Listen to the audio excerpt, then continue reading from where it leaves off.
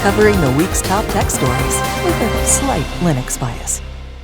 Having released its first quarter fiscal year results for 2020, Netflix has revealed some unusual coronavirus impacts.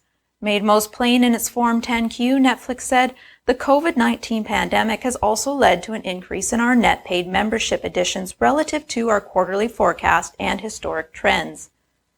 Indeed, the company reported 15.5 million new subscribers in the quarter for a total of 182.86 million, almost double recent quarter subscription growth. But the filling mourns the surge may not be indicative of results for future periods. CEO Reed Hastings' letter to shareholders opens with, "In our 20-plus year history, we have never seen a future more uncertain or unsettling," and goes on to explain that onboarding a rush of new users has actually damaged Netflix average revenue per user. The CEO also explained that the pandemic will impact the streamer's pipeline of new shows because most film crews worldwide have had to stop working, although animators were quickly back at work and writers mostly just kept writing. Revenue for the quarter was US $5.7 billion, and operating income hit $958 million, both the best results the company has achieved in recent history. And that's after taking into account the strength of the US dollar, which reduces the value of subscriptions in other nations.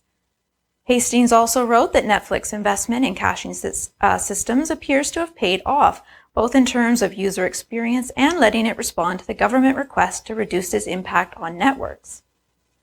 The company has also blogged about its introduction of support for TLS 1.3, which means it can do a full handshake with a device with one round trip, or sometimes without a round trip at all. That translates into faster starts for streams and less traffic on networks. Subscribers ought not to expect more new features at this time. Hastings' letter added that while Netflix devs are now working from home and that transition has gone well, they have temporarily reduced the number of product innovations while continuing to release features they believe will add meaningful value for members, such as improved parental controls.